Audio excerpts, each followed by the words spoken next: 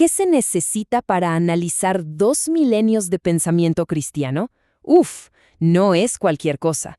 Se requiere, como se dijo de un verdadero gigante teológico del siglo XIX, una mente con exactitud del juicio, solidez de la mente y una amplitud de perspectiva. Hoy vamos a explorar la obra de ese hombre, William Cunningham.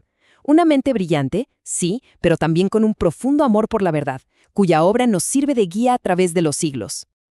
Hoy nos vamos a sumergir en una obra que es, sin exagerar, fundamental, la teología histórica de William Cunningham. Pensemos en este libro no como un simple texto académico, sino más bien como una brújula, una herramienta súper precisa para navegar el desarrollo, a veces complejo y turbulento, del pensamiento cristiano.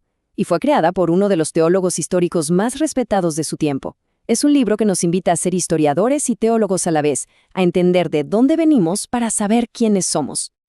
Bueno, para entender la magnitud de esta obra, vamos a seguir una ruta bien clara. Primero, vamos a ver por qué este libro se considera un tesoro redescubierto en el mundo de la teología. Luego, vamos a conocer al gigante intelectual que le escribió, un hombre forjado, literal, en el fuego de la controversia. Después, analizaremos su método, que es único, su lente especial para ver la historia, que es la clave de todo, y lo veremos en acción al explorar una de las preguntas más debatidas, el gobierno de la Iglesia primitiva. Y finalmente, que quizá es lo más importante, vamos a responder a la pregunta, ¿por qué un libro del siglo XIX debería importarnos tanto hoy? A ver, imaginemos esto por un momento. Para muchos estudiantes de teología, sobre todo en la tradición reformada europea, antes de meterse de lleno a leer a los padres de la Iglesia como Agustín o Atanasio, se les pide leer a Cunningham. ¿Y por qué empezar con un autor del siglo XIX para entender los primeros siglos? Porque su obra no es solo un libro de historia, es un mapa del terreno.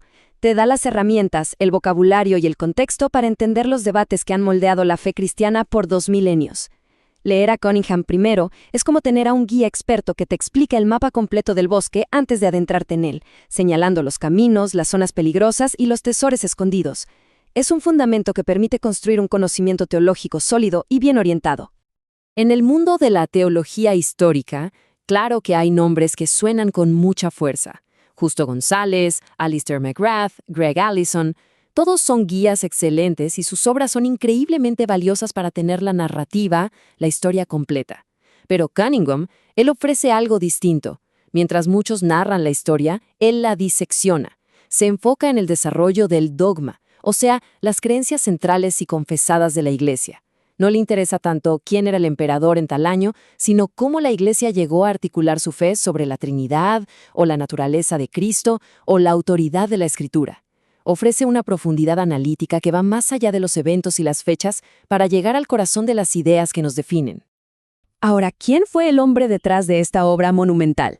Para entender el libro tenemos que entender al autor, y William Cunningham no era un simple espectador de la historia. Fue un actor principal en uno de los dramas más intensos de la Iglesia escocesa del siglo XIX. Su vida y su obra están, de verdad, unidas de forma inseparable.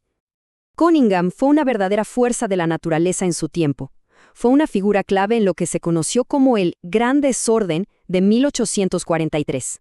Y ojo, este no fue un simple desacuerdo teológico, fue un evento donde casi 500 ministros, un tercio de la Iglesia de Escocia, abandonaron sus iglesias, sus salarios, sus casas, todo por un principio, que solo Cristo y no el Estado es la cabeza de la Iglesia. Esta pasión por la verdad y la independencia de la Iglesia se refleja en cada página de sus escritos. En él vemos una combinación casi perfecta de rigor académico implacable y una devoción profunda, muy al estilo de los reformadores y puritanos que tanto admiraba. Su teología no era un juego intelectual, era una cuestión de vida o muerte. Y aquí es donde descubrimos el secreto del genio de Cunningham. Lo que hace que su teología histórica sea tan duradera y tan leída hoy no son solo sus conclusiones, sino su método. Es la lente única a través de la cual examinó 2000 milenios de pensamiento cristiano. Así que vamos a analizar esa lente, porque si entendemos su método, entendemos la genialidad de su contribución. Miremos con atención esta distinción, porque es crucial. Muchos grandes teólogos escriben teología sistemática. Pensemos en esto como un arquitecto que diseña y construye un edificio coherente con sus propias convicciones basado en la Escritura. Es una obra valiosísima, sin duda. Pero Cunningham hace algo diferente. Él practica la teología dogmática. Antes de construir nada, él actúa como un arqueólogo. Excava con mucho cuidado las capas de la historia para descubrir qué ha creído y confesado la Iglesia a lo largo de los siglos. Su primera pregunta no es ¿qué creo yo?, sino ¿qué ha creído la Iglesia? Busca la norma histórica antes de ofrecer su propio sistema. Y este es el punto clave. El primer paso de Cunningham no es argumentar, es escuchar. A pesar de tener sus propias convicciones presbiterianas muy firmes, su primera pregunta siempre fue ¿qué ha dicho la Iglesia sobre esto a lo largo de la historia? Este compromiso con la honestidad histórica es lo que le da a su trabajo una autoridad increíble. Se gana el respeto de quien lo lee, porque primero se gana los hechos. Se esfuerza por presentar las posturas de los católicos romanos, los luteranos o los arminianos de la manera más justa y precisa posible, muchas veces usando sus propias palabras, antes de ofrecer su crítica. Este método nos enseña una virtud intelectual muy necesaria hoy, la caridad y la justicia, incluso al analizar puntos de vista con los que no estamos de acuerdo. Muy bien, ya entendimos la herramienta. Ahora veamos cómo la usa el maestro Cunningham. Nos lleva a uno de los debates más antiguos y persistentes de la Iglesia. ¿Cómo debe gobernarse? Es un tema que dividió a la Iglesia en Escocia y que sigue siendo relevante hoy. Pongamos su método a prueba y veamos cómo ilumina esta compleja cuestión. Esta pregunta ha dividido a los cristianos durante siglos. ¿Debería la Iglesia ser gobernada por obispos con autoridad sobre una región, lo que se conoce como la visión episcopal, o por un consejo de ancianos o presbíteros en igualdad de condiciones, la visión presbiteriana? ¿O quizá la autoridad final reside en cada congregación local, la visión congregacionalista? Fiel a su método, Cunningham no empieza imponiendo una respuesta, empieza con la evidencia y nos lleva directamente al primer gran concilio de la Iglesia, el que está registrado en el libro de los Hechos. El concilio de Jerusalén en Hechos 15 es el punto de partida, y aquí vemos dos interpretaciones en conflicto. Por un lado, la visión presbiteriana, que Cunningham analiza en detalle. Sus defensores dicen, miren, aquí está el modelo. Los apóstoles y los ancianos se reúnen, debaten y toman una decisión que es obligatoria para todas las iglesias. Pero por otro lado, la visión congregacionalista dice, un momento, ese fue un evento único e irrepetible. Los apóstoles estaban allí, actuando bajo inspiración divina infalible. No podemos replicar eso hoy en un concilio normal. Cunningham expone ambos argumentos con una claridad impresionante, mostrando cómo una misma escritura puede ser leída de formas muy diferentes. Esta imagen de un concilio captura perfectamente la esencia de la visión presbiteriana. Y Cunningham cita a un teólogo escocés clave del siglo XVII, George Gillespie, que resume la escena así.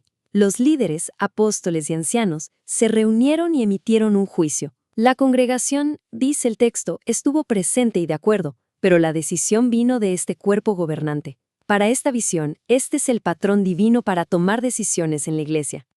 Ahora, después de analizar la escritura, Cunningham pasa a la historia, y aquí es donde su método de arqueólogo brilla. Fíjense en la línea de tiempo, él traza un cambio fascinante y gradual.